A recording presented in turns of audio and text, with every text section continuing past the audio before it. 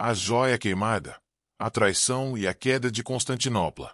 Uma ilustração de uma taça de vinho dourada, cheia até a borda, que está derramando lentamente em um piso de mármore. O som é o de um tilintar suave de taças, misturado com uma risada distante e melodias de lira.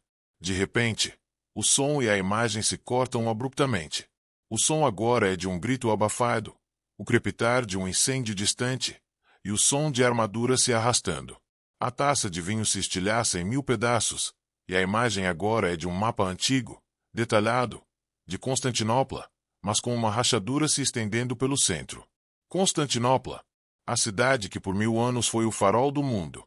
A segunda Roma, inviolável, inexpugnável, até o dia em que o seu próprio sangue a traiu. Esta é a história não de uma invasão, mas de uma traição, e de como a glória de Deus se tornou a ruína de um império. O som do crepitar do incêndio se transforma em um rugido frenético. Em 1204, o impensável aconteceu. Constantinopla, a cidade sagrada, caiu. Mas não para inimigos do Oriente. Caiu para aqueles que juraram protegê-la. Cairá para os seus próprios irmãos cristãos. Uma ilustração aérea de Constantinopla em seu auge. As muralhas imponentes, o Hagia Sofia brilhando, o hipódromo cheio de vida. O som é de uma cidade vibrante, com o tilintar de moedas, vozes e o murmúrio da multidão. Por 1000 anos, Constantinopla foi a ponte entre o Ocidente e o Oriente. A herdeira de Roma. O coração do Império Bizantino. Suas muralhas triplas, consideradas impenetráveis, a protegeram de bárbaros, árabes e búlgaros. Ela era a cidade do ouro, da arte, da sabedoria. Um tesouro para o mundo inteiro. Sua riqueza era lendária, sua cultura, inigualável. Era um farol de civilização em um mundo turbulento. Uma ilustração do Papa Inocêncio III, 45 anos, no Vaticano. Ele está lendo um pergaminho. Seu rosto é sério, e a imagem tem um tom de autoridade e religiosidade. O som é o de um sino de igreja e um coro distante. Em 1198, o Papa Inocêncio III convocou a Quarta Cruzada. O objetivo era a Terra Santa, a libertação de Jerusalém das mãos dos muçulmanos. Milhares de cavaleiros franceses e italianos responderam ao chamado, jurando fidelidade a Deus. Mas o caminho para o paraíso seria tortuoso, e a fé, perigosamente maleável. Uma ilustração do doge Enrico Dandolo, 90 anos, de Veneza. Ele está velho, mas seus olhos são astutos e cheios de ambição. Ele está em um navio, em seu porto. O som é o de navios e a voz do mar. Os cruzados precisavam de transporte. E apenas uma cidade-estado tinha uma frota capaz de levar um exército tão grande, Veneza.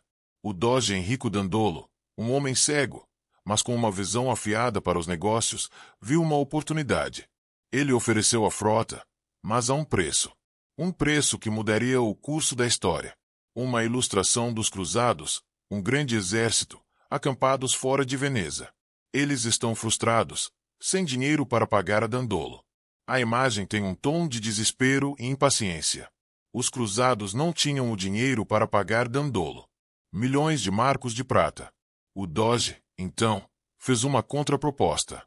Ele ofereceu a frota, mas em troca, os cruzados deveriam ajudá-lo a reconquistar a cidade de Zara, na costa do Adriático, que havia se rebelado contra Veneza. Zara era uma cidade cristã. O Papa Inocêncio III ficou furioso e ameaçou excomungar os cruzados. Mas a fome e a impaciência foram mais fortes que a fé. Uma ilustração do jovem príncipe bizantino, Aleixo IV Ângelo, 20 anos, ajoelhado diante dos cruzados e de Dandolo. Ele está desesperado, buscando ajuda para retomar o trono de seu pai, Isaque II. E então, uma nova voz surgiu. O jovem príncipe bizantino, Aleixo IV Ângelo, prometeu riqueza e ajuda na cruzada se os cavaleiros o ajudassem a depor seu tio e restaurar seu pai ao trono de Constantinopla. A promessa era tentadora demais para ser ignorada. A Quarta Cruzada, que deveria ir para Jerusalém, agora estava indo para Constantinopla. Uma ilustração da frota veneziana, com os cruzados a bordo, se aproximando das muralhas de Constantinopla. A cidade parece imponente, inexpugnável. O som é o de tambores de guerra e o clamor dos soldados. Em julho de 1203, os cruzados chegaram às muralhas douradas de Constantinopla. A cidade, acostumada a repelir invasões, ficou chocada. Os próprios irmãos cristãos estavam em suas portas. O primeiro ataque foi brutal. Os cruzados, com a ajuda de Dandolo, romperam as defesas do Chifre de Ouro. Uma ilustração do imperador Isaac II Ângelo, 60 anos, pai de Aleixo IV, sendo restaurado ao trono. O povo de Constantinopla está confuso, desconfiado. O imperador reinante fugiu, e Isaac II e Aleixo IV foram coroados. Mas o povo de Constantinopla, orgulhoso e desconfiado, não aceitou bem a intervenção estrangeira. A presença dos cruzados, seus modos e sua língua, eram uma afronta. A riqueza prometida por Aleixo IV nunca se materializou. Uma ilustração dos cruzados, acampados fora de Constantinopla, se tornando impacientes. Eles exigem o pagamento prometido por Aleixo IV. O ambiente é tenso, com discussões entre os cavaleiros. Aleixo IV não conseguiu pagar a Dandolo nem aos cruzados. A riqueza do império não era tão vasta quanto ele prometeu. Ele tentou arrecadar dinheiro, confiscando propriedades da igreja e cobrando impostos, mas só aumentou a raiva de seu povo. A frustração dos cruzados crescia, e a hostilidade dos bizantinos se tornava palpável. Uma ilustração de incêndios em Constantinopla. Os cruzados, irritados e entediados, atacam mesquitas e roubam propriedades. A violência se espalha.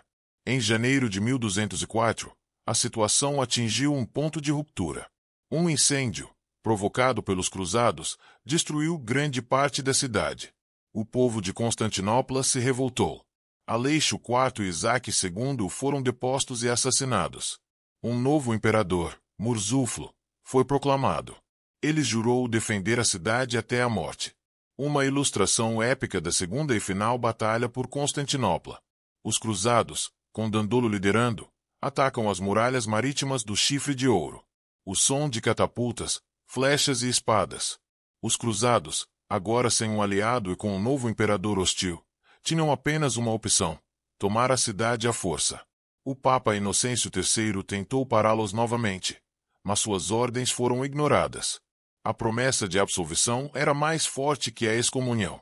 Cena: uma ilustração dramática da violação das muralhas de Constantinopla.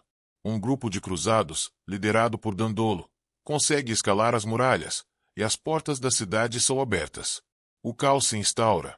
Em 12 de abril de 1204, a cidade de Constantinopla, que havia resistido por 1000 anos, caiu. As muralhas, consideradas inexpugnáveis, foram rompidas. O impensável aconteceu. Uma ilustração sombria e brutal do saque de Constantinopla. Os cruzados, transformados em bandidos, saqueiam igrejas, palácios e casas. O som é de gritos, destruição e o tilintar de moedas. A cidade foi saqueada por 3 dias. Templos foram profanados, ícones sagrados foram roubados ou destruídos. As relíquias mais preciosas do mundo foram levadas. O hipódromo foi profanado. Cavalos de bronze, artefatos romanos, tudo foi levado para o Ocidente. A biblioteca, com seus tesouros de conhecimento antigo, foi incendiada. Uma ilustração do Hagia Sophia sendo profanado. Cavalos são levados para dentro, e prostitutas dançam em seus altares. O imperador Murzuflo tenta fugir, mas é capturado e executado. O massacre foi terrível. Cristãos matando cristãos. O legado de 1000 anos de civilização foi destruído em apenas 3 dias. A beleza de Constantinopla foi substituída pelo sangue e pela desolação. Uma ilustração do Império Bizantino fragmentado em pequenos estados. O Império Latino de Constantinopla é estabelecido, mas é fraco e ineficaz. O som é de um vento uivando em um lugar vazio. O saque de Constantinopla foi um golpe fatal para o Império Bizantino. Ele nunca mais se recuperou totalmente. A cidade foi retomada pelos bizantinos décadas depois, mas seu poder e sua glória haviam diminuído. A ferida entre a Igreja Católica Romana e a Igreja Ortodoxa grega se aprofundou. Uma ilustração da queda de Constantinopla para os turcos otomanos em 1453. A cidade, enfraquecida pelo saque de 1204, não pôde resistir. saque de 1204 não apenas destruiu uma cidade.